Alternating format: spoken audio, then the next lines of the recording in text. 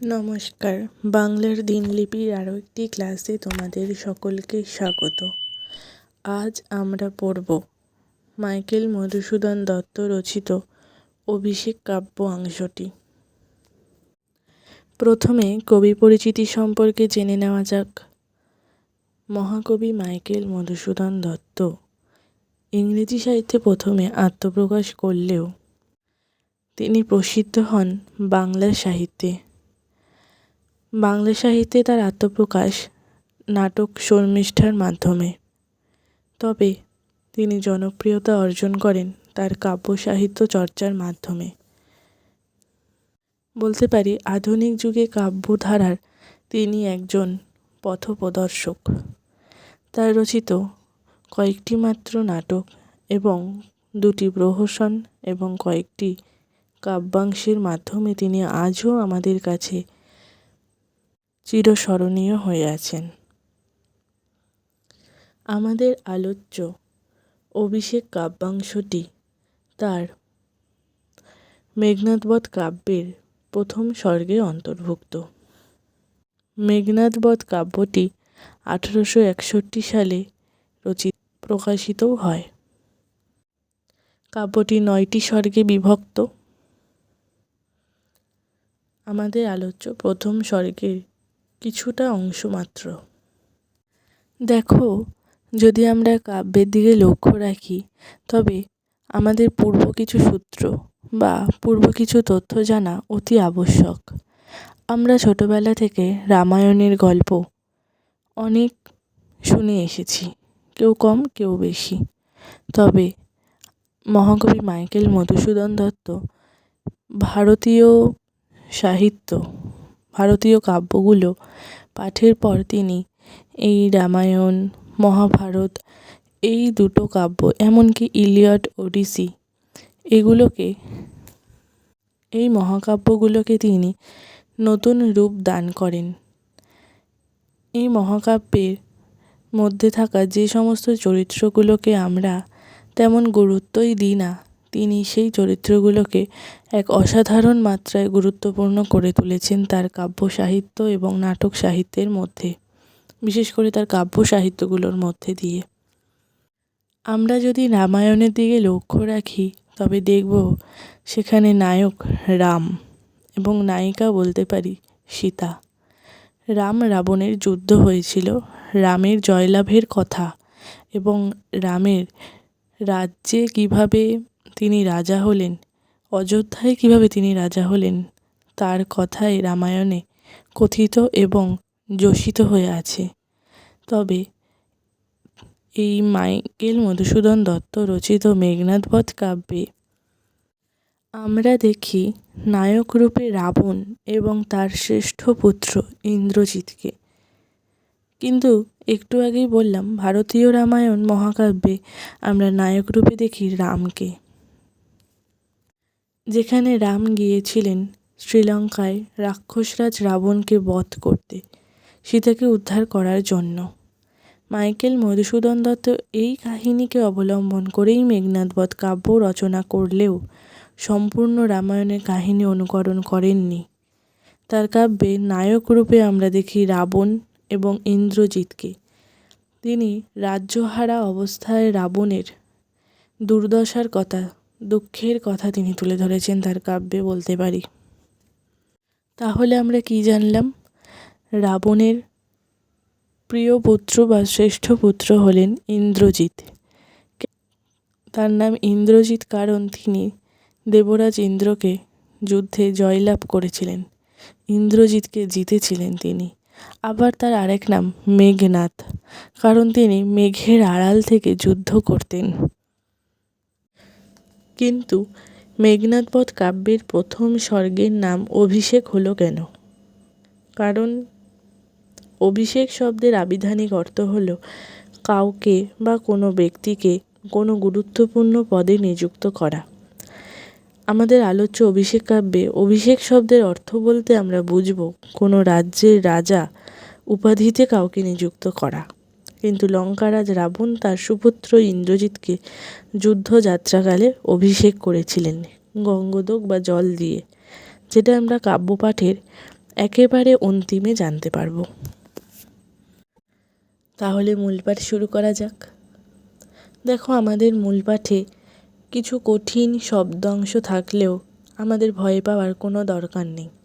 সেগুলোকে বুঝে পড়লে আমাদের কাছে বিষয়টা বা বলতে পারি ঘটনাটা প্রচণ্ড জলের মতো সহজ হয়ে যাবে। দেখো, কাব্যের শুরুতেই বলছেন, কনক আসন ত্যাজি বীরেন্দ্র কেশরী ইন্দ্রজিৎ প্রণমিয়া ধাত্রীর চরণে কহিলা, কি হেতু মাত গতি তব আজিয়ে ভবনে কহ দাসে লঙ্কার কুশল। অর্থাৎ এখানে ইন্দ্রজিতের কথা বলা হচ্ছে। ইন্দ্রজিতের কাছে এসছেন ধাত্রী প্রভাষা ছদ্মবেশে দেবী লক্ষ্মী। কনক আসন ত্যাজি অর্থাৎ সোনার আসন ত্যাগ করে বীরেন্দ্র কেশরী অর্থাৎ রাবণ পুত্র ইন্দ্রজিৎ তার সোনার আসন স্বর্ণ আসন ত্যাগ করে তিনি প্রণমিয়া ধাত্রীর চরণে, তিনি ধাত্রীদেবী অর্থাৎ দেবী লক্ষ্মীর চরণে প্রণাম করে কহিলা অর্থাৎ বললেন, কি হেতু মাত, কি কারণে মাতা, গতিতব আজিয়ে ভবনে, তুমি আমার এই ভবনে এলে, কহ দাসে লঙ্কার কুশল, আমি তোমার দাস, তুমি আমাকে লঙ্কার খবর দাও, কুশল সংবাদ অর্থাৎ লঙ্কার কোনো ভালো সংবাদ দাও, আমি তোমার কাছে জানতে চাইছি। এরপর দেখো বলছে, শিরঃ চুম্বী অম্বিউ রাশি সুতা উত্তরিলা। শিরঃ চুম্বী অর্থাৎ ইন্দ্রজিৎকে পুত্র স্নেহে কপালে চুম্বন করে অম্বুরাশি সুতা, অম্বুরাশি হচ্ছে দেবী দুর্গা, তার কন্যা অর্থাৎ সুতা, সুতা অর্থাৎ কন্যা, তাহলে অম্বুরাশি সুতা অর্থাৎ দেবী দুর্গার কন্যা। আমরা দেবী দুর্গার কন্যা বলে লক্ষ্মী এবং সরস্বতীকেই জানি আপাত দৃষ্টিতে, তাহলে এখানে দেবী লক্ষ্মীর কথা হচ্ছে, তাহলে এখানে অম্বুরাশি সুতাকে দেবী লক্ষ্মী তার স্নেহ মনে ইন্দ্রজিৎকে চুম্বন করে, কপালে চুম্বন করে বলছেন, কি বলছেন, হায় পুত্র, কি আর কহিব কনক লঙ্কার দশা, হে পুত্র সোনার লঙ্কার কথা আর কি বলবো, ঘোরতর রণে হতপ্রিয় ভাই তব বীর বাহুবলী। বলছে প্রচণ্ড যুদ্ধে তোমার প্রিয় ভাই বীরবাহুর মৃত্যু হয়েছে। তাহলে ইন্দ্রজিতের প্রিয় ভাই বা ইন্দ্রজিতের ভ্রাতা বা ভাইয়ের নাম কি, বীরবাহু, তার মৃত্যু হয়েছে।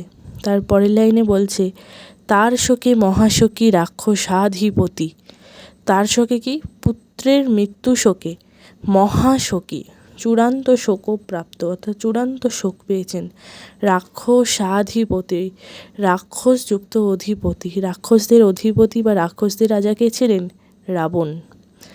কি করছেন রাবণ, সশয়ীনে সাজেন আজি যুঝিতে আপনি, তিনি সশয়ীনে আজকে সাজছেন, কিসের জন্য, যুঝিতে যাবে অর্থাৎ যুদ্ধ করতে যাবেন, তিনি রামের বিরুদ্ধে তিনি যুদ্ধ করতে যাবেন, তাই তিনি সশয়ীনে সাজছেন। কিভাবে, মহাশোকী হয়ে, পুত্র শোকে, পুত্রের মৃত্যু শোকে তিনি মহাশোকী হয়ে নিজেই যুদ্ধে যাওয়ার জন্য সাজছেন। এর পরের প্যারায় দেখো, জিজ্ঞাসিলা মহাবাহু বিস্ময় মানিয়া। আচ্ছা, এখানে তাহলে মহাবাহুকে ইন্দ্রজিৎ, ইন্দ্রজিতের কাছে কে বলছেন, দেবী লক্ষ্মী। দেবী লক্ষ্মী কি বলছেন, তার লঙ্কার গভীরতম দুঃসংবাদের কথা, তার প্রিয় ভাইয়ের মৃত্যুর কথা এবং তার বাবা রাবণ যে যুদ্ধে যাওয়ার জন্য প্রস্তুতি নিচ্ছেন সেই কথা বলছেন। এই শুনে বিস্ময় অর্থাৎ অবাক হয়ে গেল মহাবাহু। কে মহাবাহু, ইন্দ্রজিৎ। কি কহিলা ভগবতী, কে বধিল কবে প্রিয়ানজি, বলছে হে ভগবতী দেবী, হে দেবী লক্ষ্মী, দেবী লক্ষ্মীর আরেক নাম ভগবতী, তুমি কি বললে, কে আমার প্রিয় ভাইকে বধ করলো, প্রিয়ানুজ অর্থাৎ প্রিয় অনুজ, অনুজ মানে ভাই, প্রিয় অনুজকে কে বধ করলো।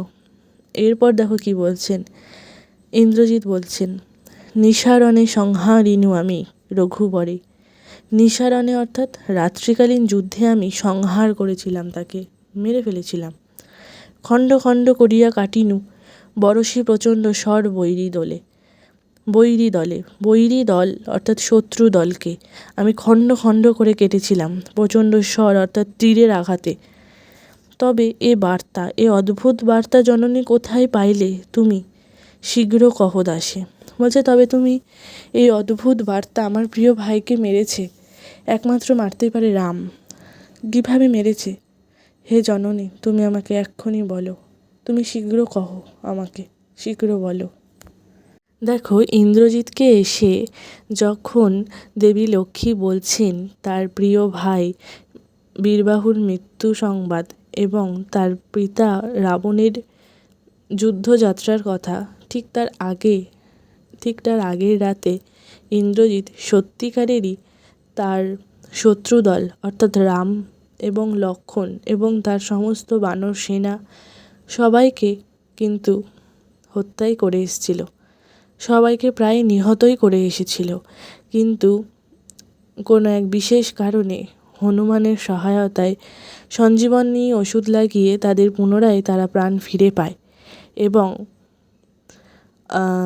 ইন্দ্রজিৎকে বলতে পারি পেছনে ফেলেই বীরবাহুকে মেরে ফেলে। বীরবাহু যুদ্ধে যায় এবং সেই যুদ্ধে বীরবাহুর মৃত্যু হয়।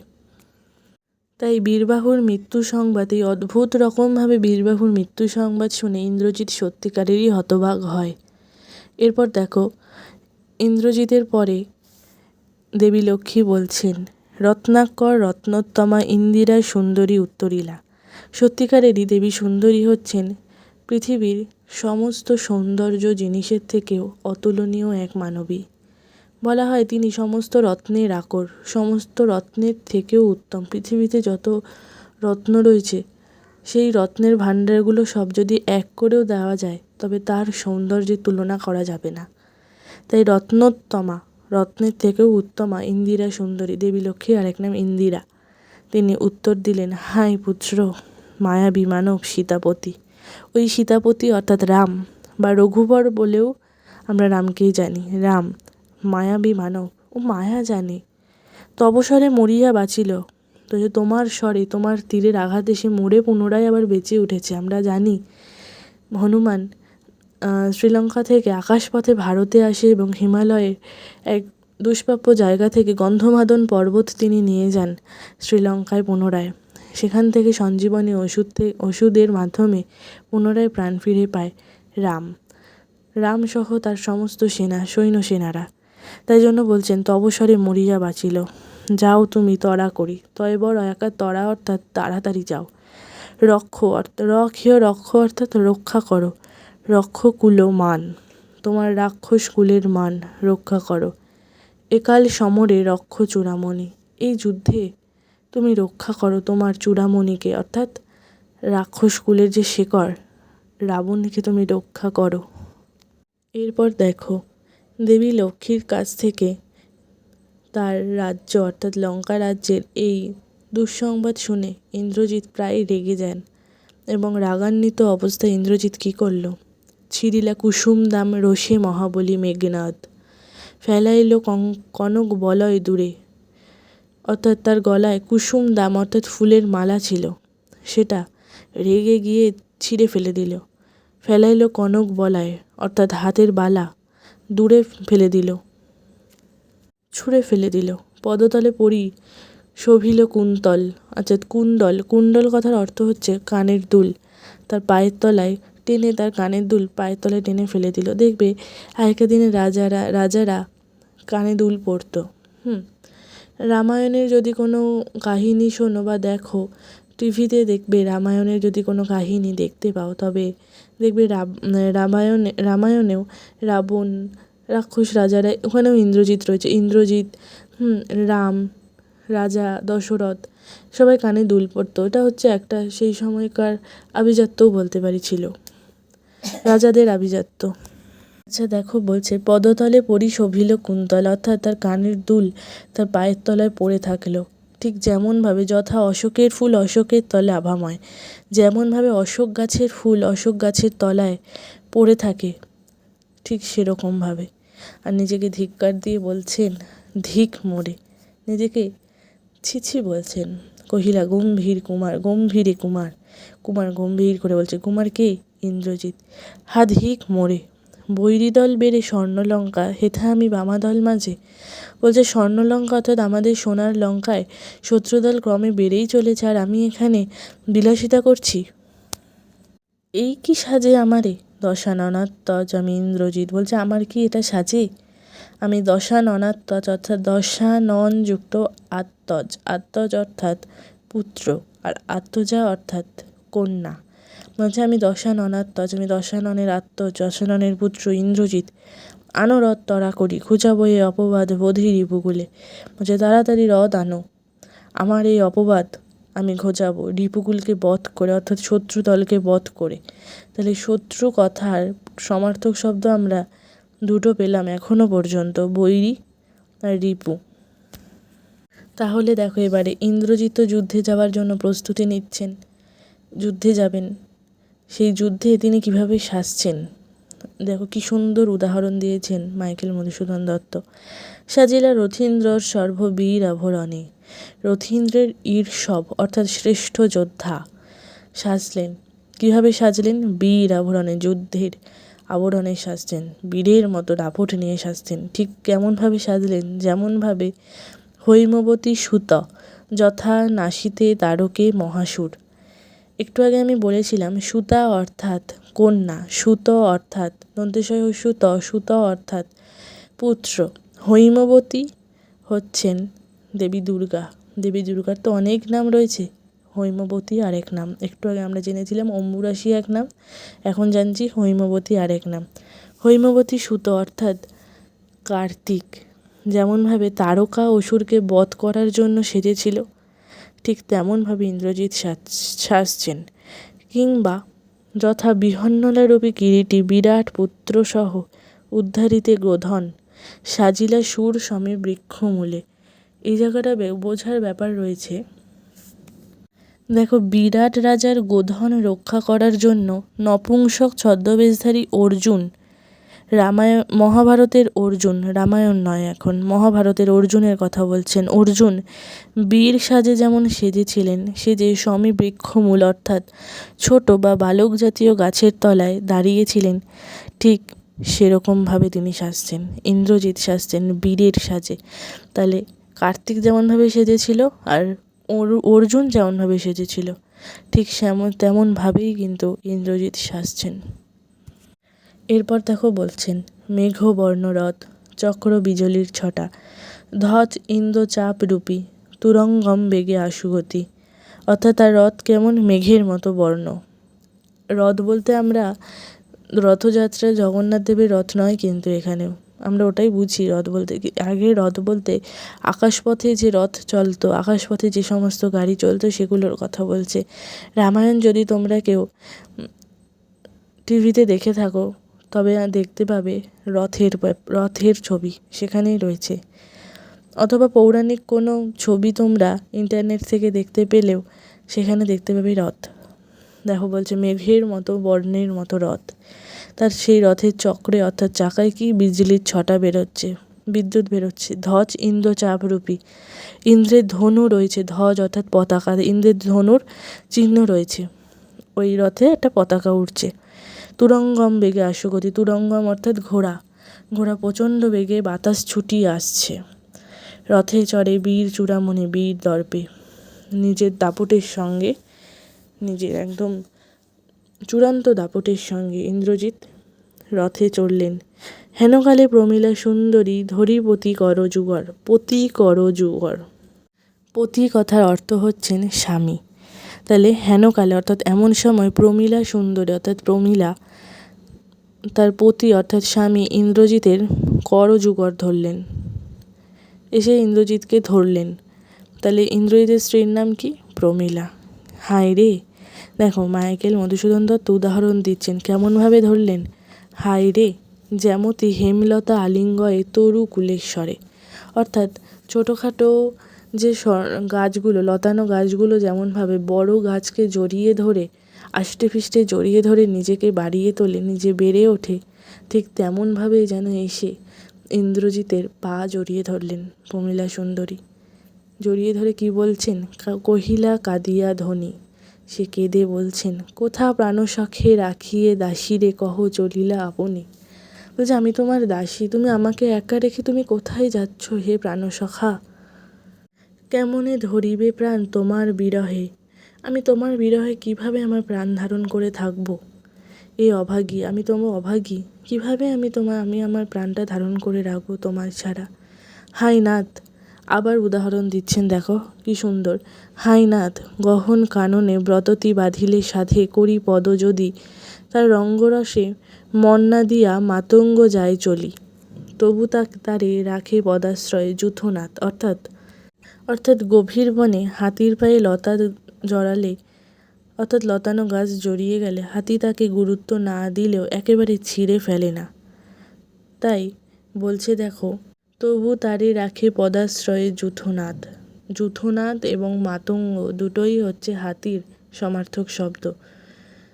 তবে কেন তুমি গুণনিধি ত্যাজ কিং করিরে আজি, বলছে হাতির পায়ে যেমন লতানো গাছ জড়িয়ে গেলেও হাতি তাই সেই রঙে মন না দিয়েও যেমনভাবে তিনি হেঁটে চলে, ঠিক তেমনভাবে আমি তোমার পা জড়িয়ে ধরেছি। তুমি আমাকে সেরমভাবে তুমি তোমার সঙ্গে নিয়ে চলো, তুমি আমাকে রেখে যেও না, একা রেখে যেও না, তুমি আমাকে ত্যাগ করো না। হাসি উত্তরিলা মেঘনাদ, ইন্দ্রজিতে জিতি তুমি সতী বেঁধেছ যে দৃঢ় বাঁধে। বলছে তুমি আমাকে জয়লাভ করেছো, আমি তোমার স্বামী, তুমি আমাকে জিতে তোমার প্রেমের দৃঢ় বাঁধে আমাকে বেঁধেছ। কে পারে খুলিতে সে বাঁধে, বলছে সেই বাঁধন তোমার বন্ধন, তোমার ভালোবাসার বন্ধন কেউ খুলতে পারবে না। তরাই আমি আসিব ফিরিয়া কল্যাণী, বলছে আমি খুব তাড়াতাড়ি ফিরে আসব। সমরে নাসি তোমার কল্যাণে, যুদ্ধে নাশ করে, শত্রুদলকে নাশ করে অর্থাৎ শেষ করে আমি তোমার কল্যাণে ফিরে আসব। সমরে নাসি তোমার কল্যাণে রাঘবে, বলছে তোমার কল্যাণে আমি রাঘবকে, অর্থাৎ রাঘবকে রামকে আমি নাশ করে অর্থাৎ হত্যা করে সমস্ত শত্রুদলকে ধ্বংস করে আমি ফিরে আসব। বিদায় এবে দেহ বিধুমুখী, বিধু অর্থাৎ চাঁদ, বলছে আমাকে এবার বিদায় দাও বিধুমুখী, আমাকে তুমি যেতে দাও যুদ্ধে। আমাদের মেঘনাদবধ কাব্যের অভিষেক শীর্ষক অংশটি আলোচনা প্রথম পর্ব এইটুকুই।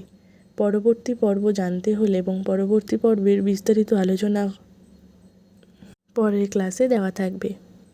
আর এই আলোচনার ক্লাস তোমাদের কেমন লাগছে অবশ্যই জানাবে, আর সেই সঙ্গে ক্লাসটি বন্ধুদের মাঝে শেয়ার করে দিও।